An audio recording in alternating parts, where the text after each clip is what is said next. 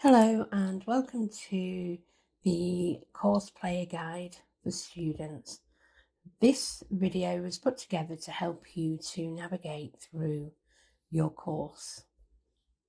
And before we continue, I just want to mention that you will get the very best experience from your course if you're using a desktop, laptop or computer.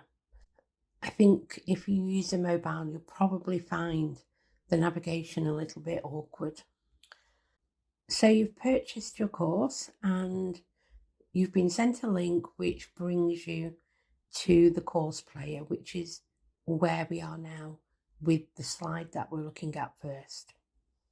And you can see that in the top left corner, which is the panel which gives you the information about the course. You'll see a ringed area in red which says back to course page. If you click on this page, it actually takes you back to the original course purchasing page. So you probably won't find that very helpful unless you want to go and check something from that original page. Next, we move on to where there is a red circle around two white arrows facing left. If you click on the two white arrows, you will see that the course PDF, which is what we're seeing at the moment on the screen, will open up, and the information panel, which is on the left-hand side, will go out of view. It just gives a little bit more of a closer look at the PDF resource. But if you do want to look closer at the resource, you will see that there is an automatic zoom. You can zoom in and out to your preference on how you want to view it. Now we're looking underneath at the red circle which says path. Now this is like the pathway for your course. It shows the different headings and the sessions that you have to complete and the questions. So this is just an overview of your course details. Just going along to the right, you will see a red ringed area for students. Clicking on students will open up underneath, and you will see students who are currently on the course or who have been on the course. You just have to keep in mind that some of the courses are absolutely new, so you will find varying amounts of numbers of students on different courses depending on how new they are. And moving along to discuss.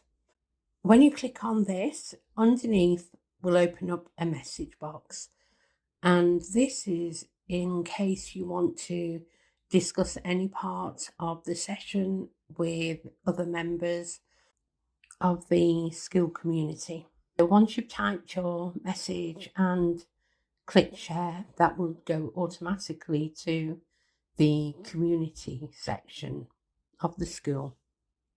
You just need to be aware that you may not get a response immediately. You may have to come back and check the responses or actually go to the community section and discuss there.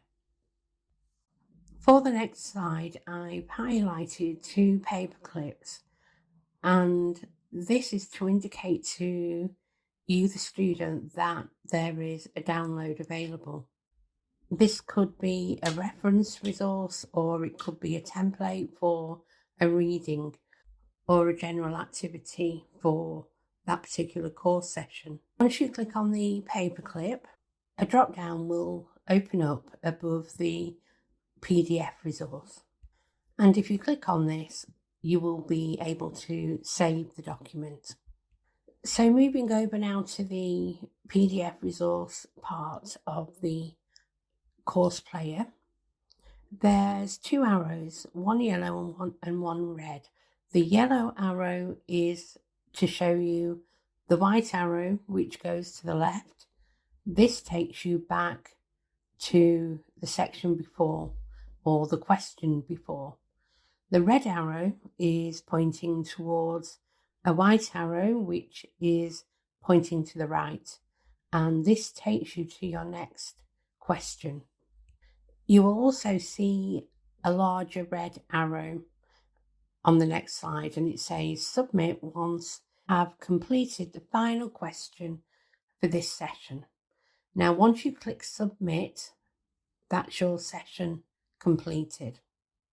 Looking above where it says previous, next to it, I've written previous returns you back one page. And that's literally what it does. Moving along to the right at the top, I've circled next, and next takes you to your next session PDF. Once you have submitted your last question, you will see on the next slide it shows a notification comes up on the screen. And this is just to make sure you're ready to submit that assessment. And it says, are you sure you want to submit this assessment? You have not answered 8 questions, which, of course, you will have probably answered all of them. But if you have forgotten to complete any of the questions, this will come up to let you know that you've missed one out and you can go back and do it. If you want to go back over your questions, you can cancel at this point and go back to them and then submit when you're ready. And then you will see you will be notified about your grade soon. At this point, once you've submitted, the notification goes through to your mentor and he or she will then take a look, read through your answers and give you some feedback and a grade.